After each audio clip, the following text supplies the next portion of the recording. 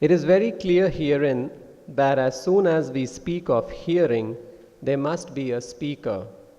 Without a speaker, there is no question of hearing.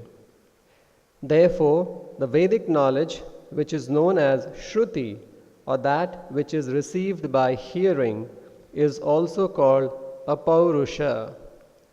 Apaurusha means not spoken by any person materially created. It is stated in the beginning of Srimad Bhagavatam, Tene Brahma Hrida. The sound of Brahman or Veda was first impregnated into the heart of Brahma, the original learned man, Adi Kavaye. How did he become learned? Whenever there is learning, there must be a speaker and the process of hearing. But Brahma was the first created being. Who spoke to him? Since no one was there, who was the spiritual master to give knowledge? He was the only living creature. Therefore, the Vedic knowledge was imparted within his heart by the Supreme Personality of Godhead, who is seated within everyone as Paramatma. Vedic knowledge is understood to be spoken by the Supreme Lord, and therefore it is free from the defects of material understanding.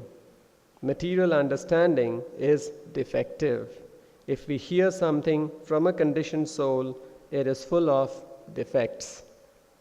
All material and mundane information is tainted by illusion, error, cheating, and imperfection of the senses.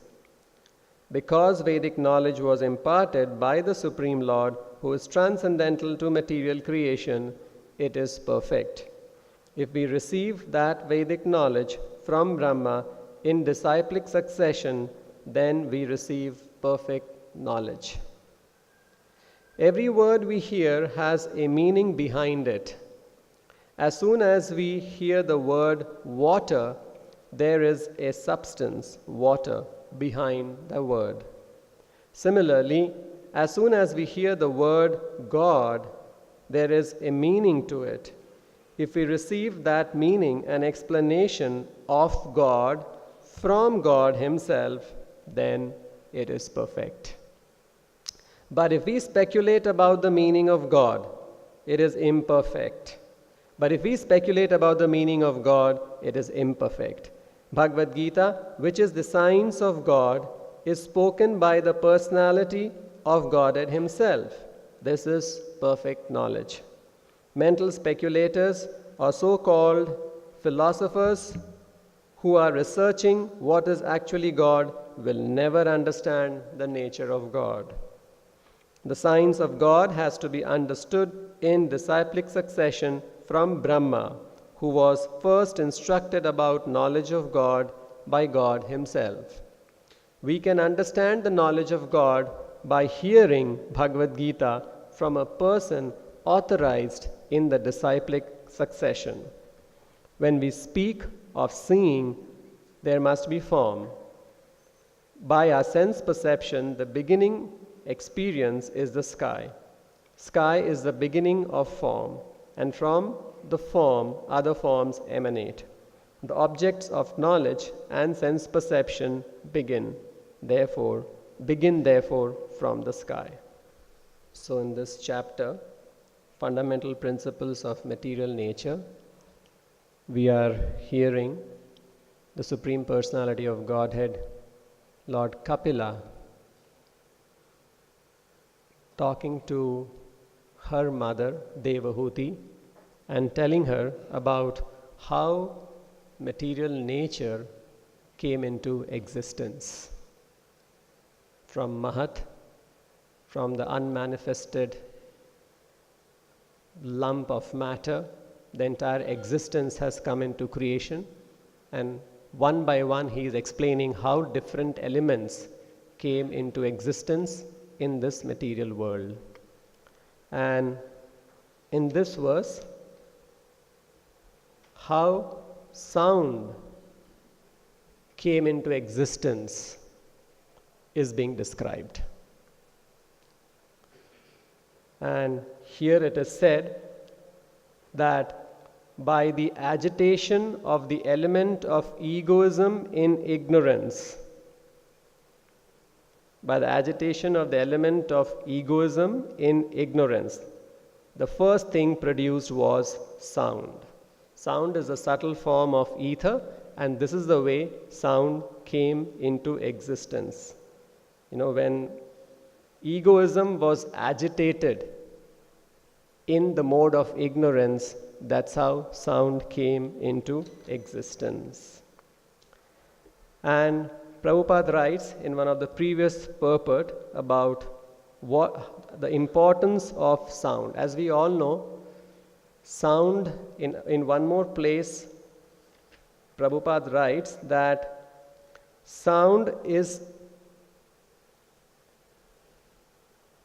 the first thing that came into existence. And our entire knowledge of this material world is by sound.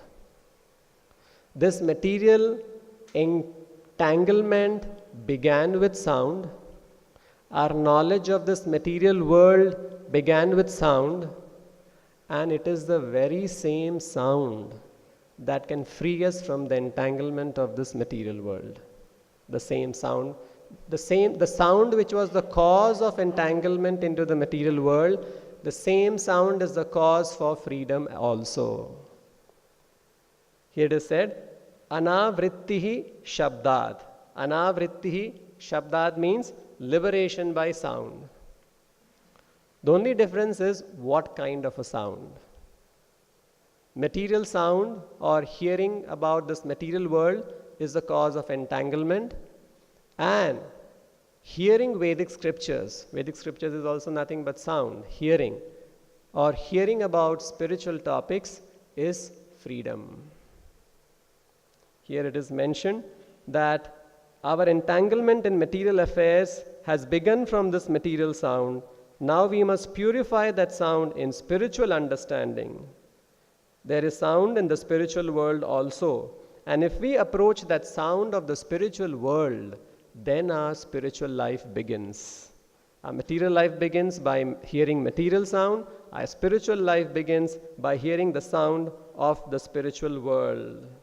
So we have to understand very clearly that sound is the beginning of creation for our sense gratification. And similarly, if sound is purified, then it will be the cause for liberation. So this hearing is very important, is being stated. And just like to gain material knowledge, we simply do not hear. We hear from the right person. When we have to be educated in our material knowledge, we go to a proper school and take knowledge from a qualified teacher. So you see the common principles, the first common principle is sound or hearing. Cause for entanglement, cause for liberation. Now, even in the material world, which we say is in this material world is like an entanglement, but even here we try to hear from a proper source. We know what will happen if we don't hear from a proper source. If you're fallen sick and you don't go to a qualified doctor, you may go to some other person, a scientist or so many. They are also very qualified, a CEO, very qualified, very rich. But no, he's not the right person to give you knowledge when you are sick. You have to hear it from the right person. In the same way, when we talk of liberation, gaining real knowledge of the spiritual world, we have to hear from the right person. And that is what Prabhupada is writing here in the purport, how important it is to hear from the right person. And Krishna also says this in the Bhagavad Gita, evam parampara praptam imam rajarshayo viduhu. We have to hear this, get this knowledge of Bhagavad Gita from a parampara, from a disciplic succession started by Krishna himself. That is why Prabhupada named, one of the reasons why Prabhupada named our Bhagavad Gita as it is. How do you prove quickly at the face of it that our Bhagavad Gita is as it is? other Bhagavad Gitas are not as it is. Because Prabhupada heard it from his spiritual master heard it from his spiritual master, and like this you can trace that sequence right up to Krishna. Krishna is the person who spoke the Bhagavad Gita. And so this hearing is perfect hearing. Hearing from any other person is not perfect hearing. That will not be liberating. Only hearing from a person who comes in the disciplic succession is liberating. And this is exactly what is understood by the descending process of hearing. Descending process means we have no knowledge of the spiritual world on our own. We can get knowledge only if we hear it from the right source. But material knowledge is like, or knowledge of the material world is like the ascending process. We try to speculate, we try to understand, it could be like this, it could be like that. We try to philosophize with our limited understanding. Here, Prabhupada is writing here that we all have 4 kinds of defects. And with that, we cannot get knowledge of the spiritual world. That is the ascending process. And what are the 4 defects? The imperfect senses, cheating, committing mistake, and tendency to be illusioned. So, this knowledge, Vedic knowledge, which comes by hearing, is mentioned here that Vedic knowledge is known as Shruti. Shruti means Vedic knowledge in one sense, or that which comes from hearing. So in the past, the sages and the spiritual masters and the devotees, they were so sharp and they were so qualified that just by hearing once from the spiritual master, they would remember that for the rest of their lives. The Vedic, there was no, in the school, there was no blackboard or there was no pen or paper or writing pad or anything like that during that time. All that was there was 2 years, attentive years. And they would hear it and remember it for the rest of their life. Imagine, this is actually our capacity. But because of the contamination of Kali Yuga, we do not have that now. The 18,000 verses of Srimad Bhagavatam was spoken once by Shukadev Goswami, and Suta Goswami was hearing in that assembly. And he heard it just once. And after that, you see, Suta Goswami repeated the entire 18,000 verses as it is to Shaunak Rishi and all the sages assembled at the Naimisharanya. 18,000 verses hearing it once. Just imagine. This is the power of hearing. And Vasudeva could see that actually this power of hearing that people possess at this time will not be existing in the upcoming ages, that is Kali Yuga. Kali Yuga, what is the symptom? Alpa Ayusha. There are 5 symptoms of people in the Kali Yuga, which is why it is said that our intelligence is faded, our memory is diminished, our power to hear once and remember is not there, because lot of contamination has set in the Kali Yuga. The 5 one is we are very short-lived, very, very short-lived because of so many different contamination. And mandaha sumanda matayo manda bhagya. Mandaha, we are lazy.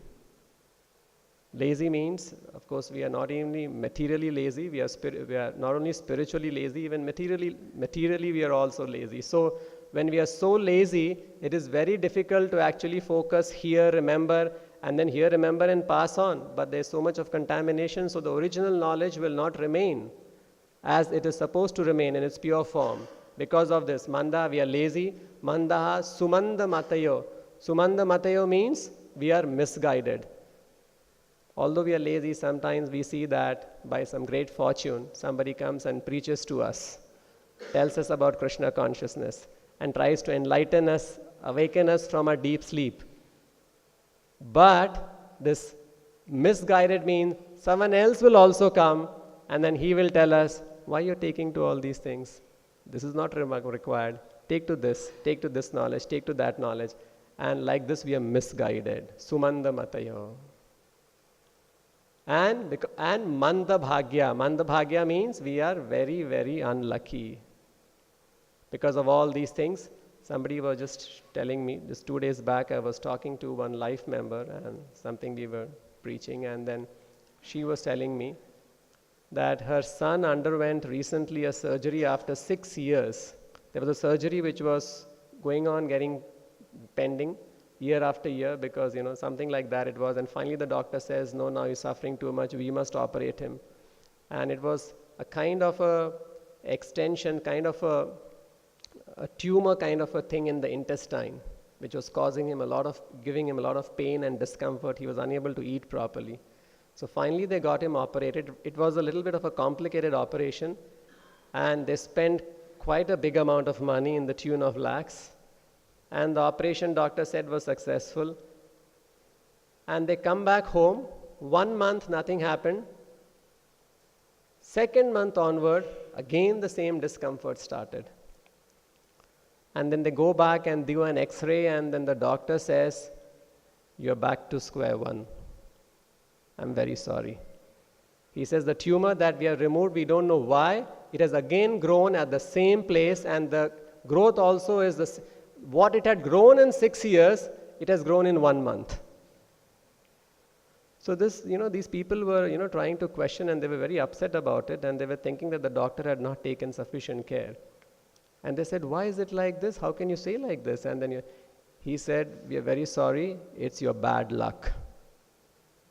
You are very unlucky. Then they started arguing. They said, how can you say just, dismiss it as if it is bad luck? Does this happen to others also? Then he says, yes, these are all 1 in a million cases, and your luck is like that. So you see, this is what Kali Yuga is. And we are always disturbed. So with all these things, it is not possible mind is so disturbed, agitated because of all that is going on in the world today. Death, old age, disease. So where will we remember, hear and pass on this unadulterated, this pure information? So Vasudeva could see this, and he decided that I'm going to write down all these books of knowledge, books which will give knowledge of the spiritual world. This is nothing but the mercy of Srila Vyasadeva. So he wrote it down. And who is Vyasadeva? He is the Supreme Personality of Godhead himself. And that is why here in this purport, Prabhupada is using this word, Vedic knowledge is apaurushaya. Apaurushaya means that which is not written or given by any born person. Whether it is a human being, whether it's a devata, demigod, even whether he is Brahma himself. No, apaurisha, because Brahma is also, he's the father of the demigods, the first created being, the first created a human being. Of course, he's very, highly elevated person, but still even he is conditioned. Vedic knowledge is not even given by him, it is given directly by the Supreme Personality of Godhead. Imagine, it's such an exciting thing for us to know that we are reading books whose author is God. Generally, when we go to the market and you look for some book, one of the things that you're always trying to see is who's the author and what is his qualification. Now, who's the author of Bhagavatam, Bhagavad Gita? The Supreme Personality of Godhead. Shouldn't this really excite us to read these books? Just by knowing that this is no ordinary author, it is God himself who has written these books. We should be very eager and excited to take it up and read it and understand the mind of God. So, how to understand God? Here Prabhupada is writing in the purport, the simplest thing. He gives an example in another place. How do you understand a person? The best way, if you want to understand a person whom you don't know, there are two ways to understand a person whom you don't know. One is you try to speculate, try to decipher something, try to think about him, try to do so many things. He could be like that, he could be like that, he did this, so maybe he is like this. So many ways we can understand. These are all like ascending process, not the right process. The best process to know about a person is to go and ask that person directly. Who are you, sir? Can you please tell me who you are? What are your activities? What is your nature? What are your qualities? And when you hear about a person from that person directly, you immediately come to knowledge. You immediately get the right knowledge.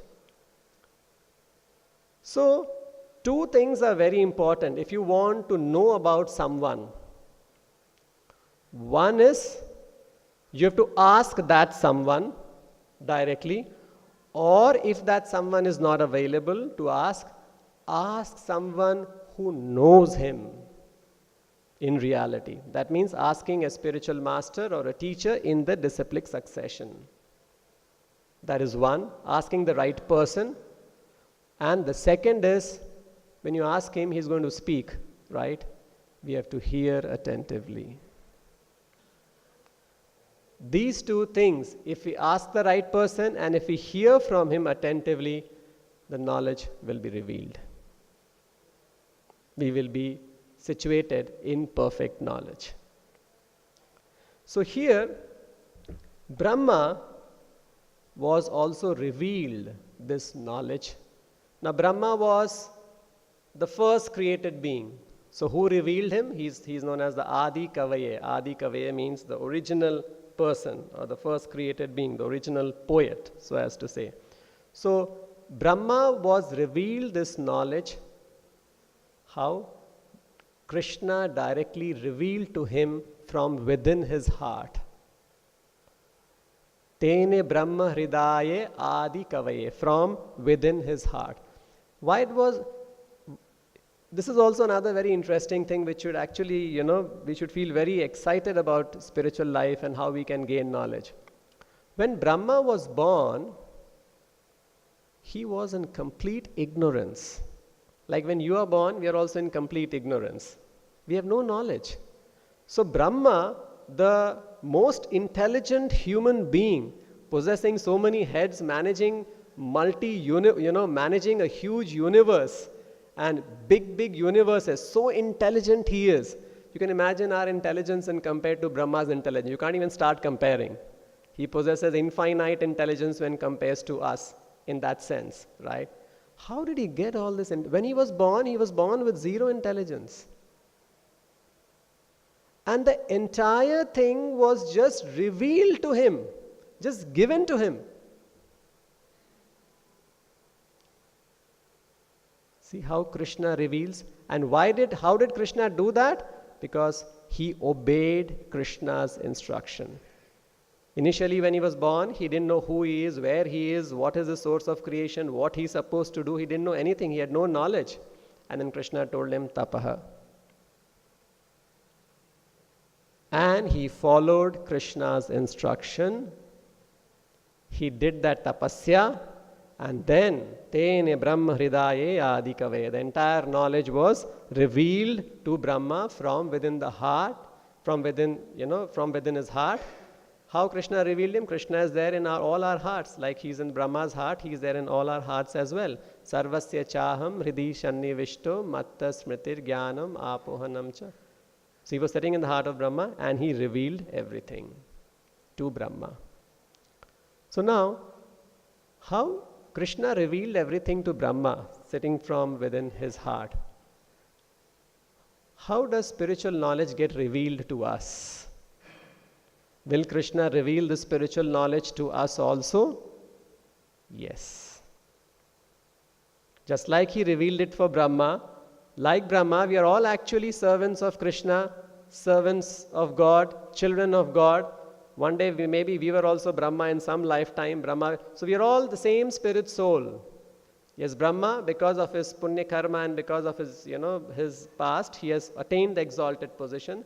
So the point that I'm trying to say is we also have that opportunity for this entire spiritual knowledge being revealed to us from within the heart.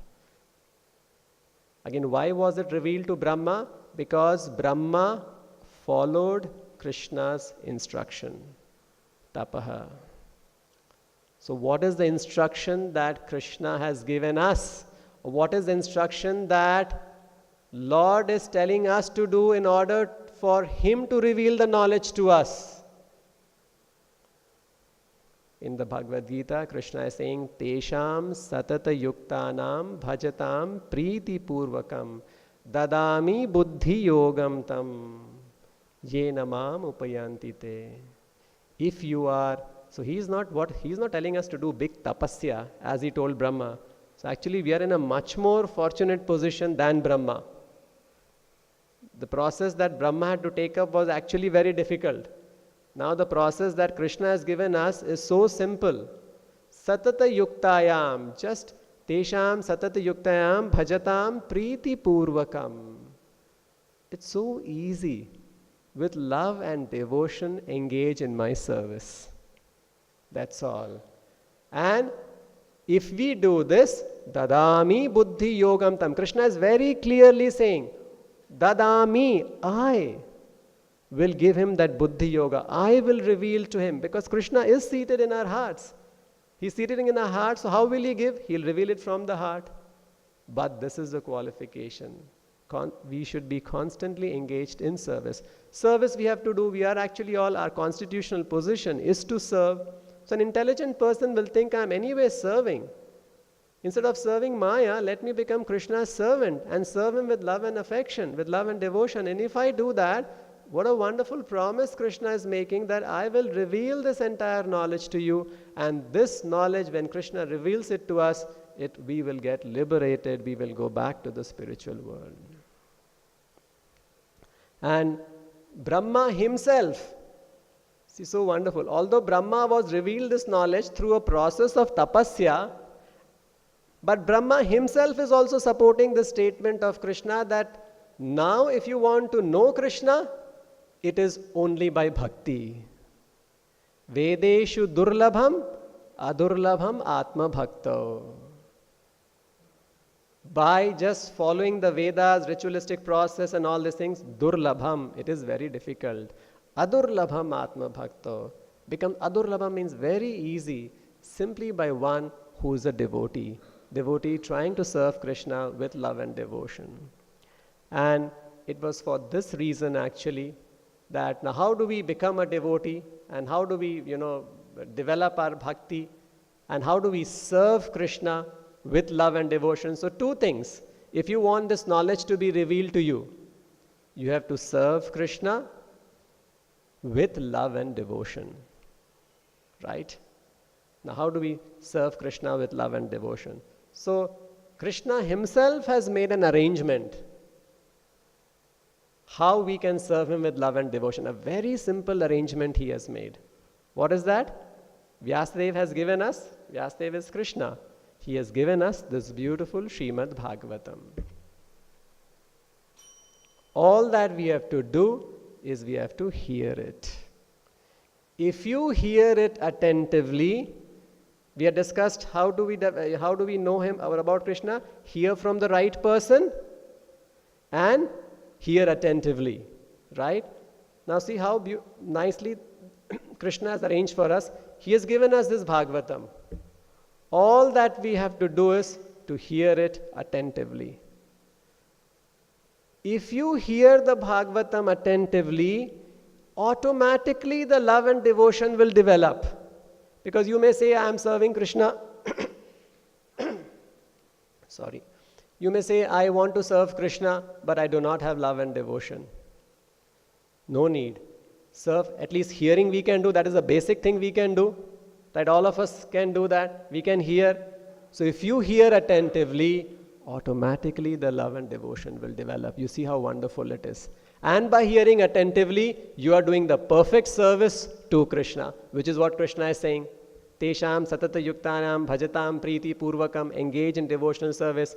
Priti purvakam will come. How? Simply hear attentively. Automatically Priti purvakam will awaken. Love and devotion will arise. So this Bhagavatam verse, Srimad Bhagavatam Puranam Amalam Yad Vaishnavanam Priyam. Srimad Bhagavatam, it is the Puranam Amalam, it is the spotless Purana, and it is most dear to the Vaishnavas. Why it is very dear to the Vaishnavas? Because it is amalam jnanam param. Because why do we, there should be something for us to be excited to hear it attentively. Because now we are just boiling down to that. We should hear attentively. So why we should hear attentively? Because this is describing the jnanam param. It is talking of the topmost knowledge. Any novel you take it. So attentively we read a novel, right? Because you feel that yes, this novel has got some good information, good knowledge for me to gain. So similarly, this Bhagavatam has got Jnanam Param. It has got the topmost knowledge, not ordinary knowledge. And it is Amalam. It is pure knowledge. So we should read it attentively. And by reading it attentively, what else this Bhagavatam can give us? Jnana Viraga Bhakti Sahitam Naishkarmyam. See the wonderful things that Bhagavatam is giving us. It is giving us Jnana, Jnanam Param, Viraga. It can free you from this material material attachment, viraga, and bhakti. Automatically bhakti will also come. It is there in the Bhagavatam. Just by reading it, the bhakti will develop. And naishkarmyam. Naishkaryam means it will free you from all these material work. And because, another word it is used, avishkritam. Avishkritam means this will be revealed automatically. This bhakti, just by reading it, hearing it attentively, all these things will be revealed. How to become detached from this material world, how to develop bhakti, loving devotional service, it will be revealed. And that is why it is said, if this revelation has to happen, then what we have to do? Tat shrinvan supathan vicharana paro. 3 words are used. Very important. Tat shrinvan. We have to hear attentively. Tat shrinvan. And supathan. Pathan means like part karna. Supathan. Supathan, Prabhupada is translating is properly chanting. And in the translation, he writes, properly hears and chants. If you do this, and vicharana paro. Vicharana paro means one who is serious about understanding. Yes, this is a very important book. It's a book written by God, explaining about God. It can free me from all material entanglement. It can give me bhakti. So I must hear it seriously. I must hear it attentively. If this mood is there, just hearing attentively, all these things will come in. And the result will be finally, vimuchen naraha. Vimuchen naraha means, nara means us. Vimuchen. It will liberate us, which is the goal of this material life, which is the goal of this human form of life, to become free from this material entanglement and attain liberation. So this hearing is very, very important. This is one, I will just read a small passage, what Srila Prabhupada talks about how we should hear. Prabhupada is saying in a lecture, not hearing from a professional, one who has actually realized from him, if you hear, meek and humble, without speculating mentally. See, such a simple process. You have to be meek and humble. Now, what does meek and humble mean? Prabhupada is qualifying what is meek and humble. Sometimes we feel we are very meek and humble, and I'm meek and humble. Hearing means what? We can understand I am very meek and humble. But meek and humble, when it applies to hearing, means do not speculate mentally. That is meek and humble hearing. That means whatever is being told to me, I accept it. I do not challenge it. How it is like this. That is meek and humble hearing. And Prabhupada says, if you hear it like this, then by this process only, not this process only, one can realize the Supreme Lord very easily.